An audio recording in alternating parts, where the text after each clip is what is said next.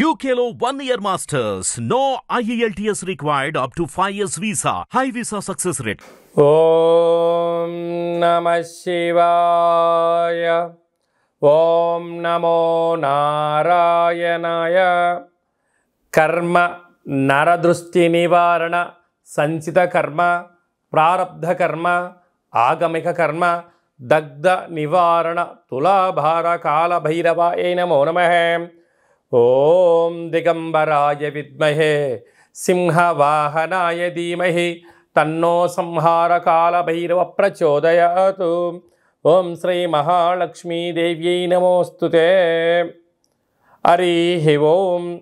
మా ఛానల్కి స్వాగతం. చూస్తున్న వీక్షకులకు ప్రేక్షకులకు ప్రియ కాల భైరవ భగవద్బంధులకి స్వాగతం పలుకుతూ మమ్మల్ని ఎంతగానో ఆదరిస్తూ ఉండబడినటువంటి ప్రియ సోదర సోదరీమణులకు సనాతన ధర్మ సంరక్షకులకు జ్యోతిష్య అభిమానులకు స్వాగతం పలుకుతూ అందరి పేరును గణేశ నిమజ్జన మహోత్సవ శుభాకాంక్షలు.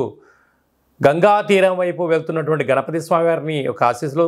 తండ్రి కైలాసం నుంచి వచ్చి మేము చేసిన పూజలంతను కూడా స్వీకరించి మమ్మల్ని ఏడాది వరకు సంపూర్ణ ఆయురారోగ్యాల చేత ఆశీర్వదించమని సాగర తీరం వైపు స్వామివారి వెళ్తూ ఉంటారు కనుక అందరూ స్వామివారి యొక్క ఆశీస్సులు పొందుదాం. అఖండమైనటువంటి అష్ట కష్టాలకు స్వస్తి పలుకుదాం. అష్ట ఐశ్వర్య స్వాగతం పలుకుతాం.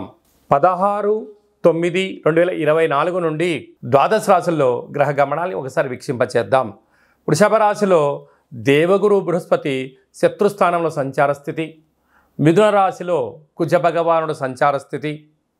సింహరాశిలో బుధ భగవానుడు సంచార స్థితి.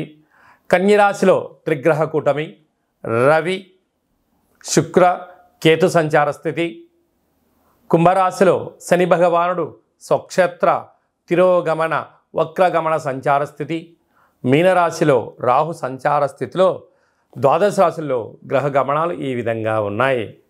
విఘ్నేశ్వర స్వామివారి యొక్క నిమజ్జన మహోత్సవ కార్యక్రమం సందర్భంగా మేషరాశి వారు ఎలాంటి విధానాలు పాటించాలో ఈ వీడియోలో సవివరంగా సంపూర్ణంగా తెలుసుకుందాం. మేషరాశిలో ఏ నక్షత్రాలు వస్తాయంటే అశ్విని నక్షత్రంలో 4 పాదాలు, భరణి నక్షత్రంలో 4 పాదాలు, కృతికా నక్షత్రంలో 1 పాదం కలిపితే మేషరాశి అవ్వడం జరుగుతుంది. అలాగనే చాలామందికి పుట్టినటువంటి కాల సమయంలో డేటా ఆఫ్ బర్త్లో లేనటువంటి కారణం వలన పేరు యొక్క మొదటి అక్షరాన్ని అనుసరిస్తూ ఆ రాశిని తెలుసుకునే ప్రయత్నం చేద్దాం. చూ, చే, చో, లా, లీ, లు, లే, లో, ఆ అక్షరాల వారందరూ కూడా మేషరాశి జాతకులే.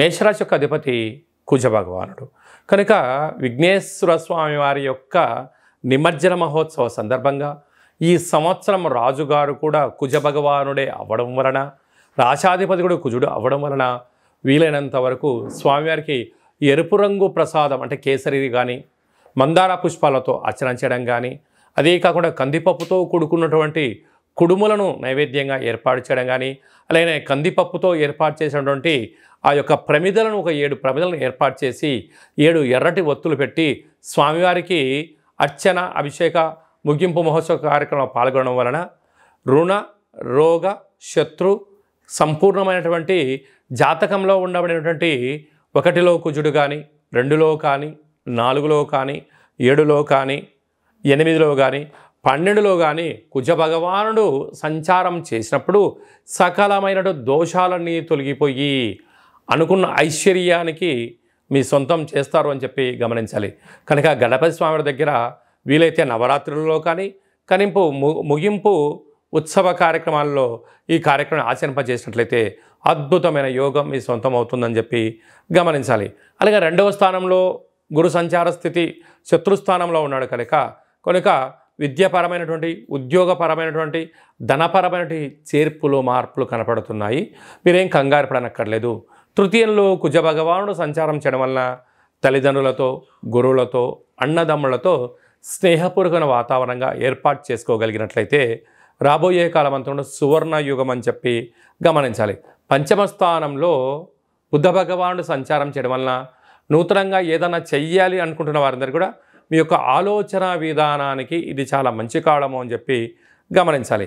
6వ స్థానంలో రవి శుక్ర కేతు సంచార స్థితి ఉండడం వలన దూర వాయు జల ప్రయాణాలు చేసేటప్పుడు మీ యొక్క జన్మ నక్షత్రం రోజున జన్మ తిథి ఎందున పూర్ణిమ అష్టమి తిథి ఎందున దూరావాయు జల ప్రయాణాలు పెట్టుకోవద్దు.